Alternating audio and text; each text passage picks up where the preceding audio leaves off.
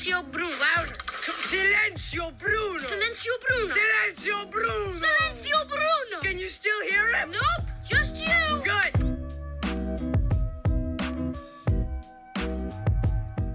Could we even survive over there? You and me, we can do anything.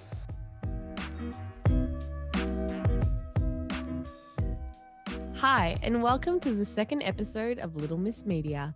I'm your host, Breanna. And I'm Melissa. And in this episode, we will be reviewing Disney's new animated movie, Luca, and the possible significant role it plays in the bigger picture of gay representation within the film industry. So, there are going to be major spoilers in this discussion.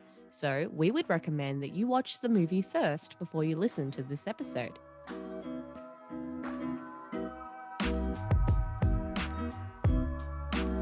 Basically, the movie is centered around a 13-year-old sea monster named Luca, who has a deep curiosity for the world above the surface.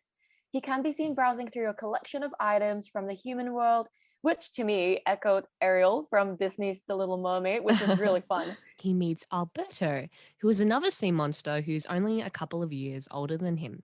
And he's been exploring the surface for a long time, so he has a lot of knowledge. And Luca eventually chooses to go out and explore the world with Alberto despite the warnings that his parents are always giving him about what humans are going to do to him if they find out he's actually a sea monster. Ooh. It is a pretty thrilling plot.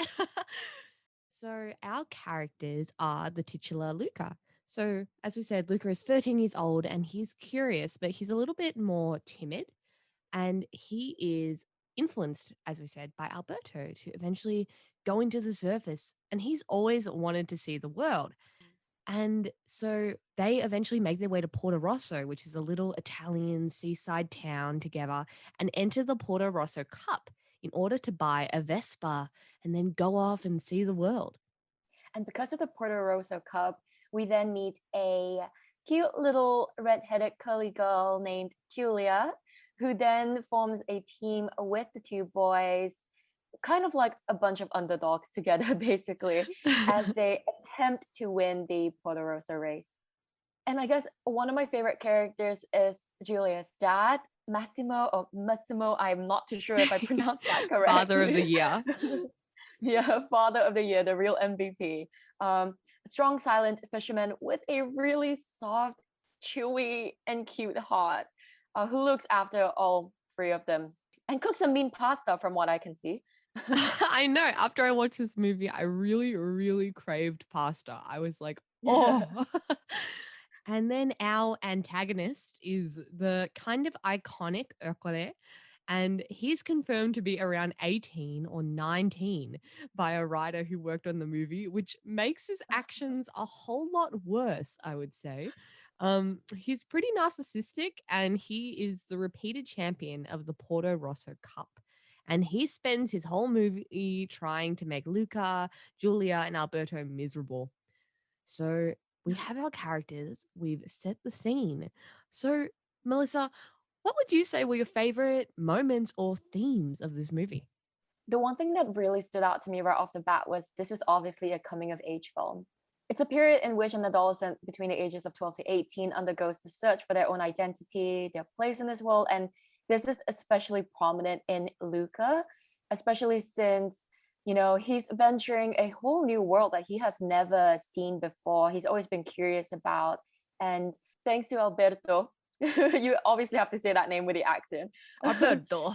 Alberto. Thanks to Alberto, he manages to really grow as a person. And you can see throughout the film, he just grew less and less timid, a bit more.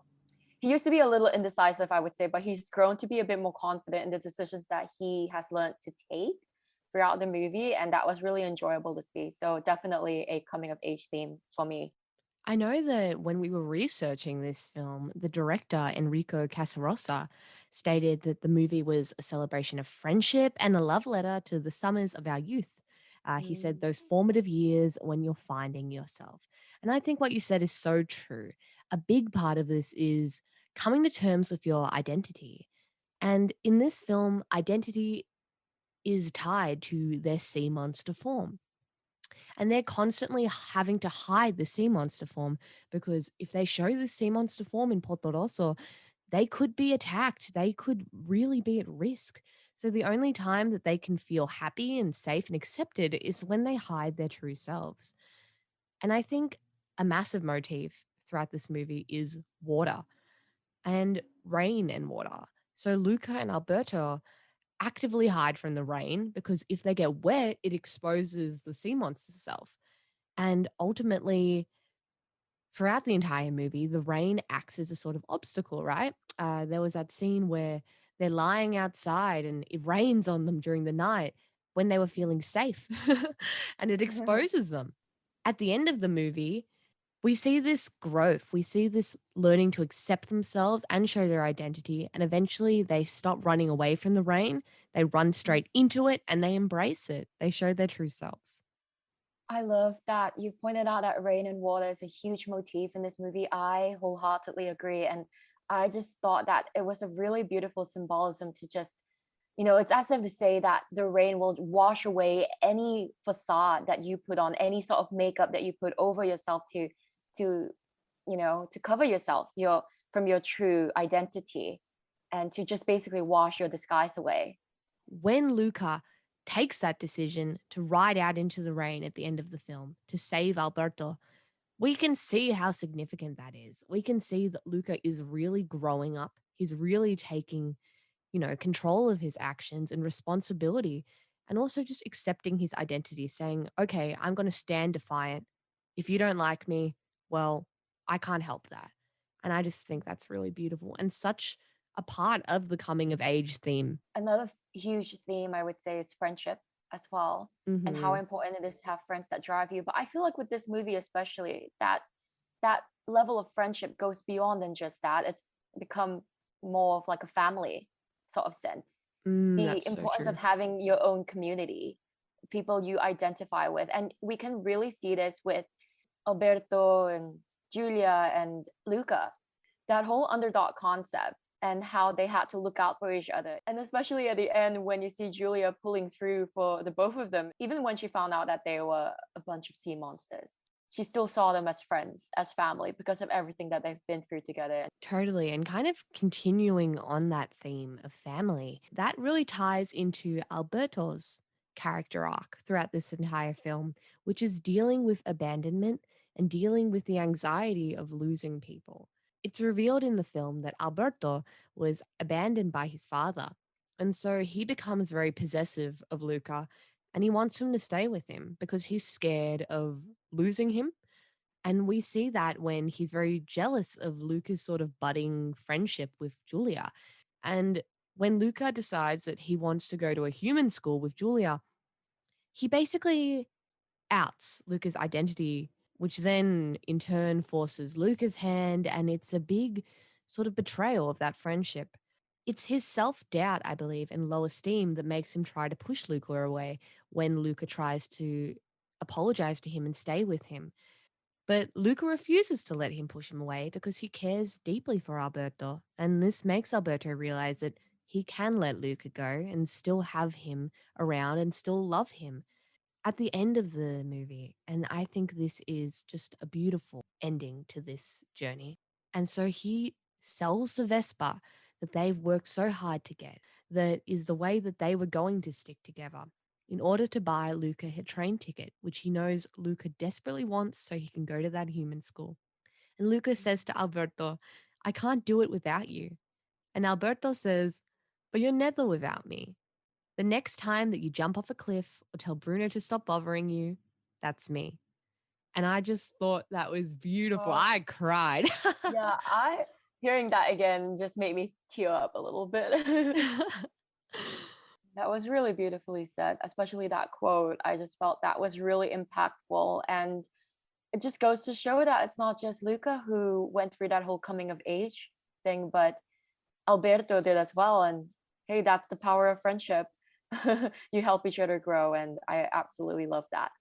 I know that you really liked Julia's father as a character, and he had quite a connection to Alberto. What was your thoughts about that? That especially became prominent to me at the end of the movie when Alberto and Luca both came out as sea monsters in front of everybody at the end of the race. And Massimo was seen, as that scary fisherman who just wanted to hunt and kill sea monsters. And when you saw him walk rather intimidatingly into the circle because of his big stature, and you were just kind of expecting him to do something, because if I'm not mistaken, he was holding a harpoon in his hand as well. And that was really intense. But the way he pointed at Luca and Alberto and said, no, they are Luca and Alberto, because he spent so many nights cooking them pastas, helping them and going fishing with them, etc. It really showed that there was that sort of bond between the three of them, and that he saw them as more than just their physical place in this world as just sea monsters, but he really saw them for their true identity. And that's what I really like, the way that he just identified them by their names rather than their labels. And that's what made Massimo a true MVP as well.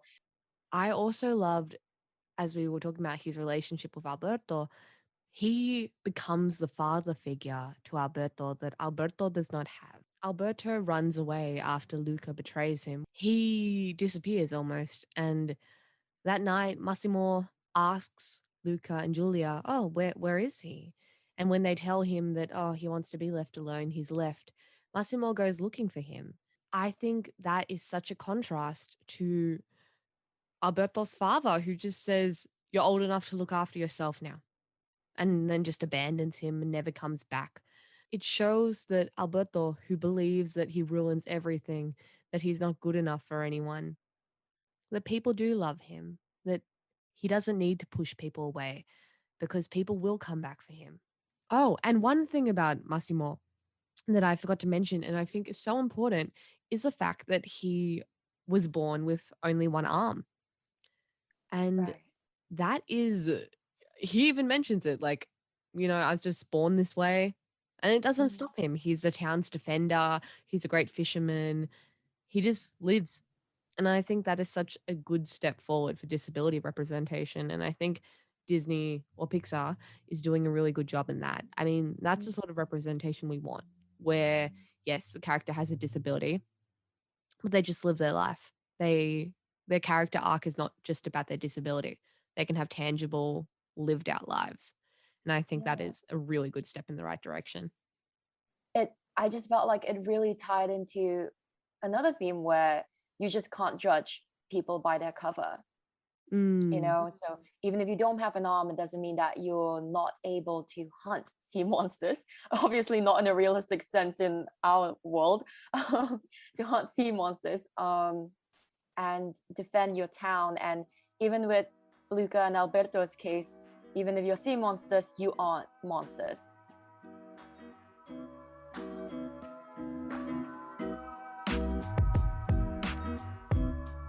So now we're just going to move into some of our favorite moments from the film. And I'd just like to go first. This isn't exactly a moment per se, but it's one of my favorite catchphrases.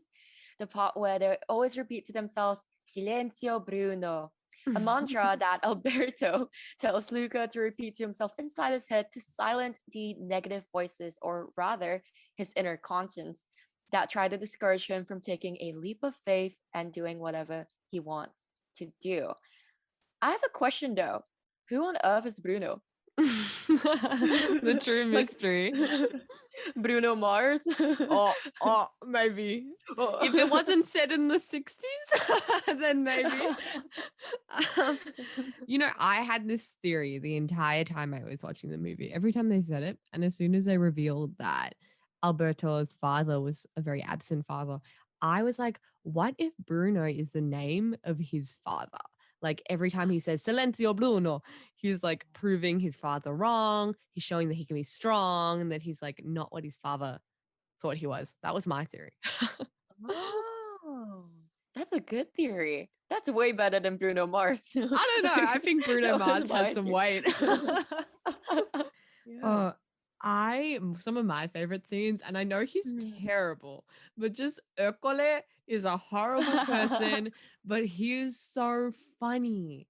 Like My favorite line. He's like sitting there. He's like, "Nah, who wants to watch me eat a sandwich?" It's just so stupid. And there's this TikTok sound, and it's not by Ercole, but it just like really captures his essence. It's like, you look like garbage rat. Oh my that one. Oh my That's god, that is just so Ercole. right. It's just Ercole's entire vibe is garbage rat. I just love how he's so narcissistic and egocentric when you're literally like an 18, 19-year-old who's basically just competing against a bunch of 12, 13-year-olds. I know. Obviously, you're going to win the race. I mean, you're much bigger than they are. But also the Yeah. fact that he's full on like sadistic. Like he's like willing to murder Luca and Alberto, I despite swear, yeah. knowing they're like sentient. He's just like, Yeah. I'm gonna kill him. Like that's messed up. Another scene that I really liked, well, it's not as upbeat as the previous two that we've just, well, as the previous one we just mentioned about Ercole, but when Luca outed Alberto as a sea monster and when he pointed and shouted, "Ah, sea monster!" That betrayal in that scene was so incredibly heartbreaking to me, mainly because, well, we had the soundtrack. It was absolutely beautiful. But what hit me the most was especially when Ercole and his gang threw the harpoon at Alberto, but all Alberto could do was look back at Luca and not at the harpoons because he was so hurt emotionally by that betrayal and abandonment that he didn't really care about being physically hurt. Yeah, That to me was just so, oh, I teared up a lot. it's so like multifaceted, right? Like I feel like a lot of people would be like, "Oh, Luca is so terrible," and I think his action wasn't right, right? Like it wasn't the right decision. But if you put yourself in his headspace, I suppose, he's a lot more timid than Alberto is. And he has become closer to Julia, who has started telling him about the human world and has been like, oh, maybe you could come to school with me. And Luca then really wants to go to this school. And he wants Alberto to come as well. He still loves Alberto dearly as his friend. But Alberto, who we've already discussed, has this fear of abandonment. He doesn't want to lose Luca. So Alberto is so scared to lose him that he basically places Luca in a position where he's like, look, sea monsters are not accepted at the school. And he has reason to believe that. Look how they've been treated for being sea monsters in this town. But then when Luca refuses to listen, because Luca is like, oh, don't worry, I just won't show that I'm a sea monster, he basically places Luca in a position where Luca is about to lose his cover and his chance to live how he wants to live. And then Luca is like panicked. And so then he rather selfishly chooses to stay hidden. But at the same time, he's a 13-year-old kid who is terrified as well. So Yeah. then, can you truly hate him for that? You can definitely condemn him, I believe. But I saw where he was coming from. Definitely. And especially because Luca has arguably been sheltered his entire Mhm. life up till this point before he met Alberto and, came to Porto Rosso as well. So I definitely can see that sense of panic. I mean, everything happened so quickly. It did. Oh, so obviously the best he could do was just to out Alberto and save himself. It was a self-defense mechanism, but you can condemn him, but obviously as Breanna, like what you said, we getting into his headspace and seeing where he's coming from, we could actually really see reasons behind his actions. And especially by the end of the movie, we realize that both of them still deeply care for each other. And Alberto as well. He didn't have to come to the race in the rain and shield Luca. If he was really, truly still spiteful at Luca, maybe he would have just let him get wet, right? And then Yeah. reveal his identity. But he comes running to Luca with an umbrella to help him finish that race, still protecting his identity. Like, Mhm. that's really poignant to me. Yeah. And when Luca made the decision to say, no, I'm going to win that race, even if Alberto wasn't going to compete anymore, I felt like that was the first arguably the first big main decision that Luca ever did by himself. Because beforehand, it was always influenced by Alberto or Julia, but this time it was out from his own heart, his own decision as a person. And I thought that that was really beautifully done. I kind of wanted to discuss this is the Uh-huh. difference in reaction that Julia had to Alberto's reveal of his identity versus her reaction to Luca's reveal when she accidentally splashes him with water. What did you think about that? Because it was a very different reaction. Well, I like that because the first initial reaction she had when Alberto was revealed to be a sea monster, she was shocked. And that again ties into the whole point where you can't judge a book by their cover. To Julia, they were kids having fun. Well, they were a bit odd. Okay, like in Porto Rosso human terms, they definitely did point that out. But ultimately, it wasn't odd enough to actually question their entire being. You know, they were still just a bunch of weird kids, underdogs. And when it was revealed to her that Alberto was the sea monster, that shock was really significant to me because it was like, oh, I didn't suspect this at all. I didn't think he would be any different than I was, than I am, a normal human girl, you know? And I guess what I really liked was that she's obviously spent her entire time on the way home pondering as about what happened. And when she splashed that water onto Luca for confirmation, I actually thought that she might have tried to out him out to her dad or something. But she, in fact, reacted the opposite of what I thought she would have. She just scolded him for being so careless, scolded him for his decision to come out here and pretend to be a human being when he was, in fact, a sea monster. And that entire interaction within that situation just showed to me just how much she cares for them from a real family sort of sense. Her reaction, I believe, with Luca was different because at that moment, she wasn't being threatened. She saw that Luca was actually the one at threat. Her mode is to go into a protective mode. And Luca is like, oh, why would you do this? Why do you want to get rid of me? And she's like, of course, I don't want to get rid of you, but I have to for you to be safe. I feel like she saw how she reacted with fear when she 1st saw Alberto. And now she's like, oh gosh, if I reacted like that, how will other people react? So Julia also, like, while her and Luca definitely become a lot closer because they share an interest in education, right? It's not as if like she doesn't try to befriend Alberto. She actually like does try to befriend him. It's not like she's just shunning him. It's just really sad to see how Julia is trying to befriend Alberto, but Alberto is just like, "Huh, I don't want to be with you." Like, he's definitely possessive and jealous as well. And that's something that kind of became a bit more prominent in towards the middle and towards the end of the movie as well. And yeah, it was just a really interesting dynamic between the three of them, I guess. And you know, the saying, two is a company, three is a crowd. So true.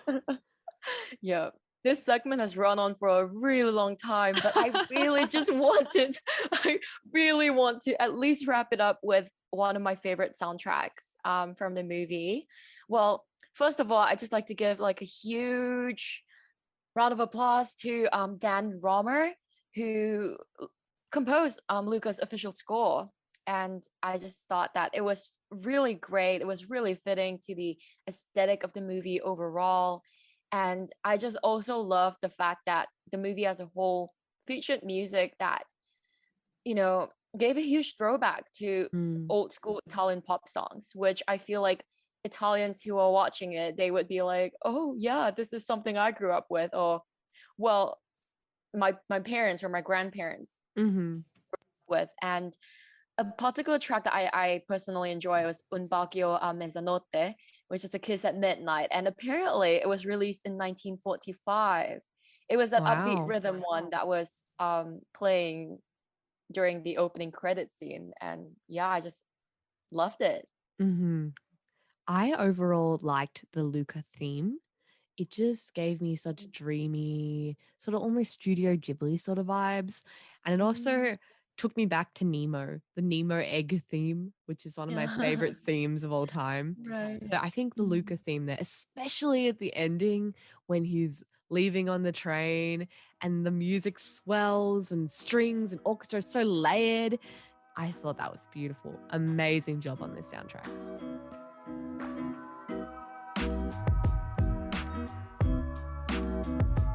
So, you might have seen on social media or on review websites a lot of people talk about Luca and its potential gay subtext. So, basically, we're going to have a look at Luca from this sort of view. What did you think about this subtext, Mel? Luca and Alberto are obviously completely close with one another, not just from an emotional sense, but physically. They're Totally. absolutely physically affectionate with one another. Even when the way they hug, there's just no sense of awkwardness. And it's just something that was just incredibly natural between the Mhm. both of them. In kids media, right, you often get this like running joke where like two male characters, they'll like hug each other and then Mm. they'll realize they're hugging each other and it'll Oh, be like this awkward like and then it's like a joke sort of moment, you know? yeah. But for Luca and Alberto, they're so casual. They're casually affectionate. They happily hug each other. There's no awkwardness. It's not a joke. It's just treated as what it is, just normal. And I really like that. For sure.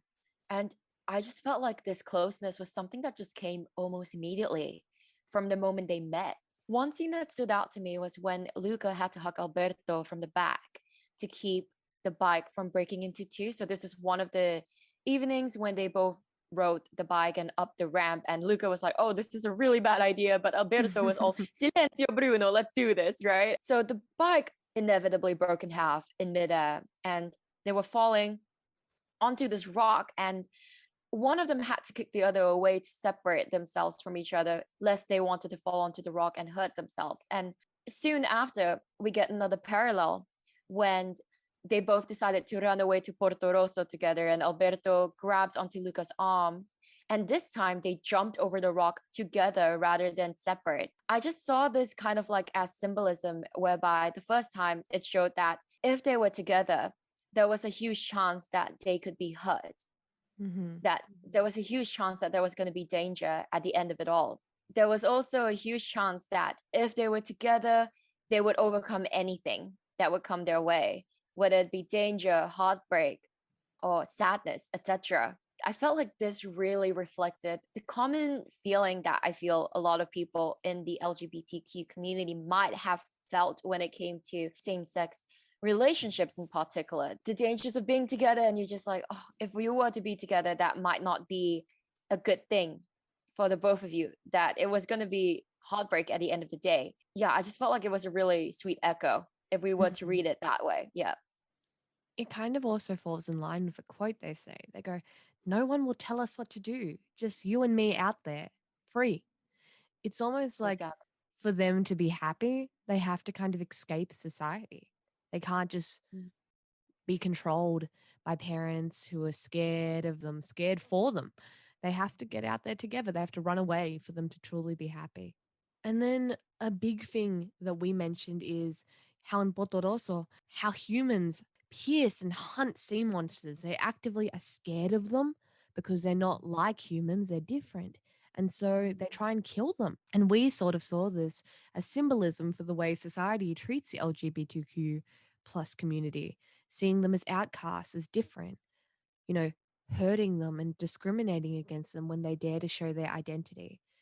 And we see how Luca and Alberto both have to hide who they really are, like sea monsters, in order to fit in. They have to put on a human facade to avoid discrimination. And a lot of people see that as them hiding their s- true sea monster identities as sort of an allegory for people who are members of the queer community who feel as if they have to hide in the closet or hide their true selves in order to be accepted. It almost feels as if that ocean was a big closet, Hmm. and coming out of that ocean, putting themselves out there, that was Luca and Alberto just showing people that this is me, maybe not as just a sea monster. Like this is me, but different from all of you. I have to pretend that I am not who I am because I'm afraid that if I were to really come out the closet, the sea, I will not be treated properly. Yeah, you basically can read a lot into this, the whole symbolism, and really just stir the narrative into a gay perspective. And Mhm. it really does make sense to a certain extent as well. Also, like, we see how deep Alberto and Luca's relationship is. And it's because of Alberto that Luca, takes that step to leave the ocean, which is safe, which is familiar, and go into the surface for the first time. And when he gets to the surface, he is amazed and he loves it. But then he instantly reacts by saying, it's bad. He shouldn't be up here. I'm a good kid. And he runs back into the safety of the ocean. Because when I was watching the movie with you, I had already heard a lot of this discussion because I'd seen it on social media. So I thought, okay, I'm going to try and watch the film with that in mind. During that scene, I almost saw it as a teen who is like questioning their sexuality and they feel guilty for thinking this way because society says it's bad, right? So even though they want to express themselves in this way, they're going to repress it. And so Luca loves the surface, but he's scared. So he tries to run away from it. Luca loves the surface and he becomes human for the first Mhm. time in the literal sense as well. And he's learned to walk. He's filled with a life that he's never experienced or known before because he's always been down in the ocean. Emotions and dreams, and more importantly, aspirations. And this is all because of Alberto. I took it as this is what finding love means to you. Yeah. You find a whole new life, a whole new perspective, and it's all thanks to that certain someone that really helped him learn how to walk on his own 2 feet for the very first time. Oh, that's so fitting. That's really Exactly. true. It's a secret time, right? It's actually forbidden. Luca's not meant to be up there. And so when Luca's mum finds out about it, she doesn't understand. Overall, she's just really afraid for him. She's scared of what the world out there will do to someone who is different to them. And so she threatens to send him into the deep, away from land and away from Alberto's influence. And I almost saw that as like almost a form of conversion therapy. If we hide you away, you may change. If we take you away from those influences and put you somewhere where you can't access that, you might change.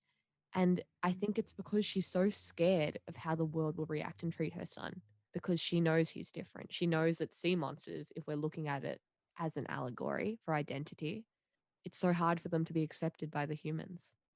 Oh, that whole idea of the gay conversion therapy, that was something I didn't think about prior to that. And that was just really, you pointed it out really nicely.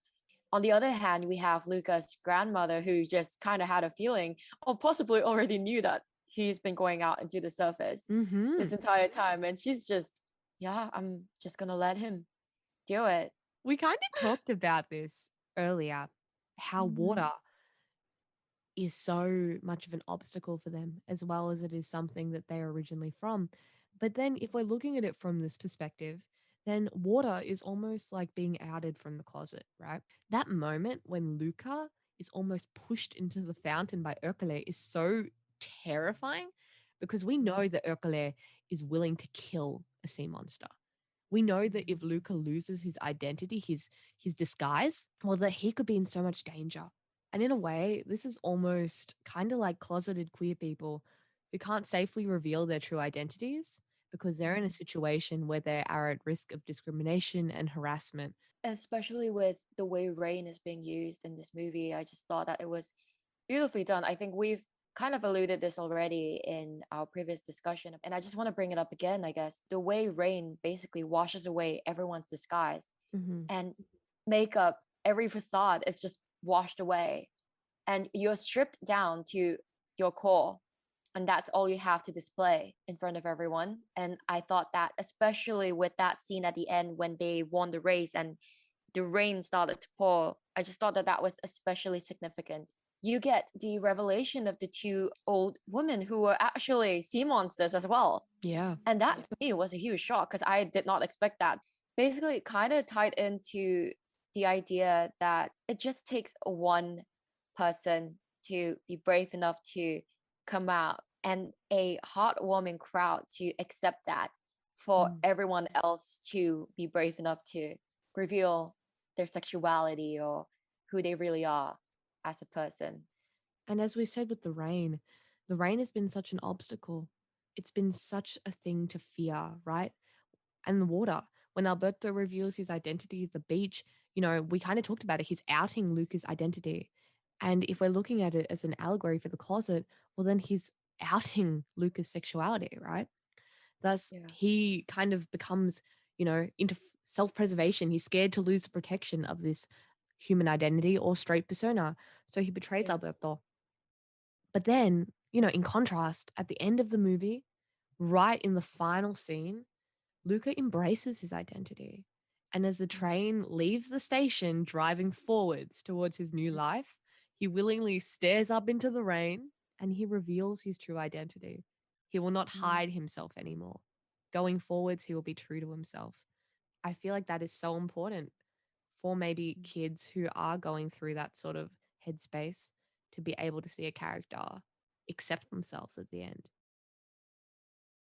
I think it is worth noting that director Casarosa, he said that the characters of Luca and Alberto were just friends and that his film was all about platonic friendships, which is still completely valid. I think platonic male friendships that are very affectionate is something that we don't see enough in the media, truly. And we So, definitely need yeah. representation on that as Hmm. well. Yeah. So, that being said, though, Casa Rosa has stated that people, they're welcome to accept any interpretation they'd like. He's happy for people to interpret it as LGBTQ plus representation, that he is happy to interpret it as a metaphor for refugees and immigrants as well, as some people have also interpreted it. I came into this movie not knowing explicitly anything about the possible gay undertones that we could have read or interpreted the plot to be, but like what you said, you could come into this movie, read it as just a male platonic relationship, and I feel like that is something that Alberto and Luca definitely have with one another, and could be seen as that or as the possible romance Hmm. romantic relationship. I just love how that, even though it was unintentional, it was so beautifully created to be in a way that you could literally interpret it in any way you'd like. Isn't that the intention of any media put out, Mm. that interpretation is open to anybody?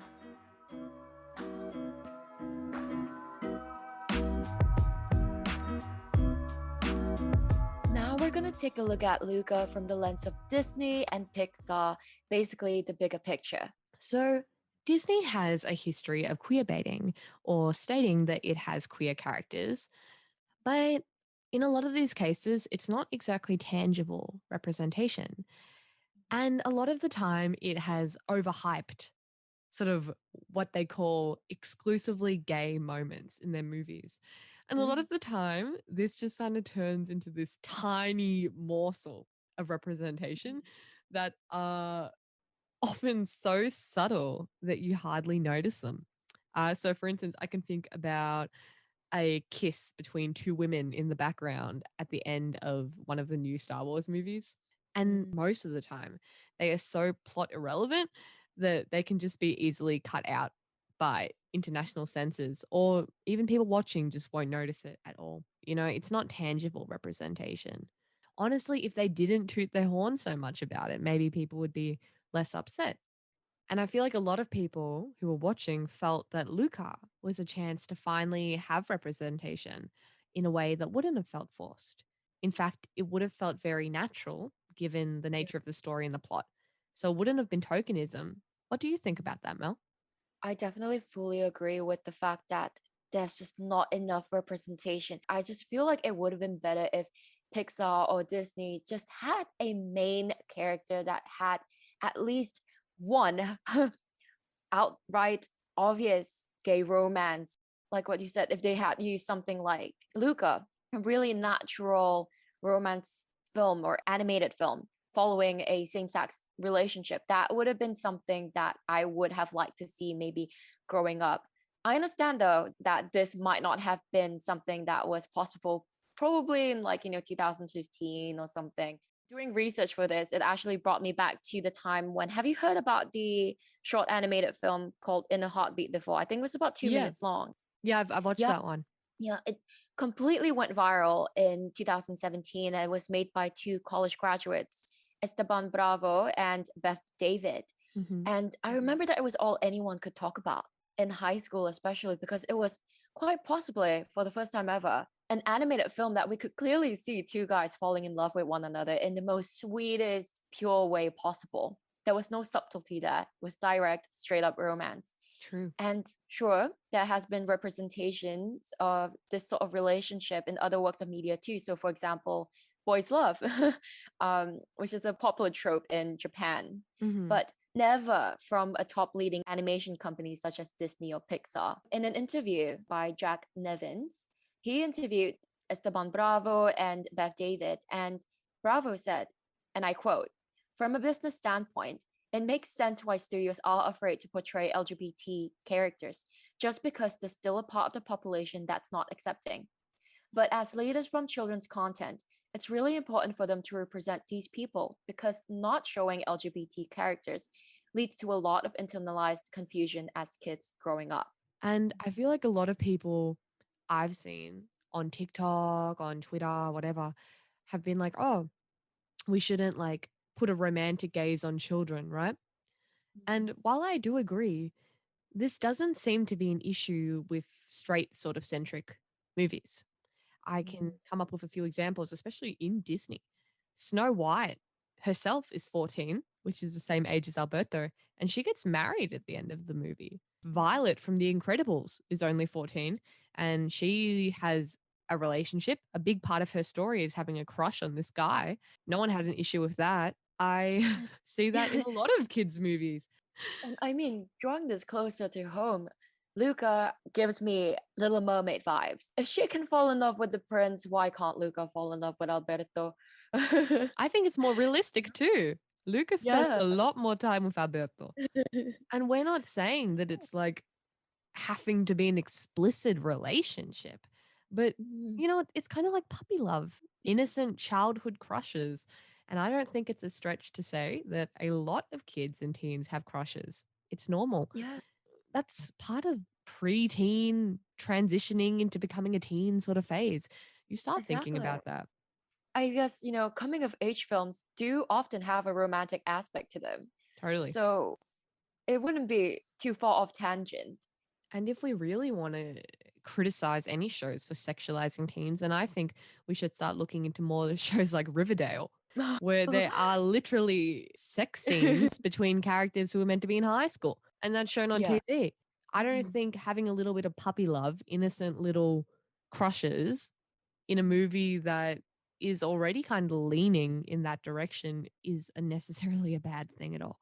But I also then want to bring up, we talked about how Disney has a history of queer coding. Yep. I will point out that most of the time, Disney's queer coding is with its villains, but it doesn't explicitly label them as gay. And they Right. often reflect negative stereotypes about the LGBTQ plus community. For instance, let's take Jafar or Hades. They get easily scared. They're very interested in their fashion. They have makeup, eyeliner almost, and they don't, Right. conform to heteronormative codes of conduct. But then they're criticized and they're made fun of. Why are all the villains often this sort of coded? Because they're meant to be set apart from the moral heroes, right? They're dangerous, they're scary. Have you noticed that at all? Actually, looking back at it as well, I definitely did notice that. It just leads to the questions, why is it always to do with the villains though? Mm-hmm. Why has it never been the protagonist that had any of these traits or any of these like subtle stereotypes associated with the LGBTQ plus community? And that's why I just feel like representation is still a long way to go when it comes to Disney and Pixar. Yep. When they're representing it, it's either in a negative stereotype sort of way and like usually like coined with the villains, Mm-hmm. but never from a positive light, never from a major character sort of way. It's just looking back at it now and it's already 2021 and we've not had a proper huge representation for this community. Yeah. up till now. And that's just actually just quite surprising. If kids see people acting in that way that is not heteronormative as always the villains, as always the ones who lose or get killed, or well, then they're going to associate that as bad behavior. They're going to associate acting like that as bad. That's basically bad conditioning and just purely poor education as Mm. well. Yeah, I just feel like, especially since kids are heavily influenced by not just the media, I mean, especially Disney and Pixar, these animated films play a huge role in these kids' lives. And if you were to always not represent a sort of community in a bright light, what are they going to take out of it? Mhm. And I felt like Luca was definitely a step in the right direction. Even though it's not meant to be a gay romance film, it could be interpreted as such. But it just goes to show that possibly in the future, if there were to be a gay romance film, animated film, realistic film, whatnot, it could happen. Mm. You know, there's a possibility for it to happen. And I just hope that it wouldn't take too long for it to happen, Yeah. especially with how hateful the world has become. Truly.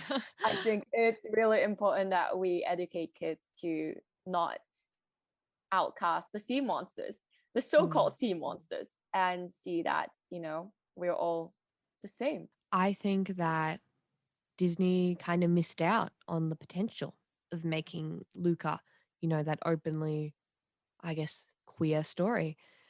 Yeah. But as you said, it shows that there is potential for making queer characters that are tangible, that are lived in. So I think it would be a great thing if Disney sort of took that in stride and saw that there has been positive reception to that and maybe considered that. And I do want to point out, Laika Entertainment made the film Paranorman back in 2013 that had an openly gay character who was not a stereotype. And that was almost a decade ago. So might be time to catch up, Disney.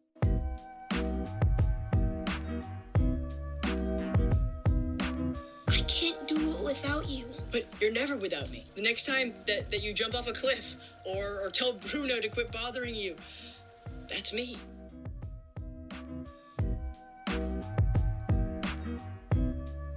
Thank you guys so much for listening to our second ever episode of Little Miss Media. If you want to see more Little Miss Media content, follow us on Instagram at Little Miss Media Podcast. You'll be able to see promos, sneak peeks, and a little bit of extra goodies. And if you do enjoy our content and love to support us further, please do feel free to share us on your socials as well to your friends and your family and whoever you think will enjoy listening to our content. So, until next time, arrivederci! Ciao!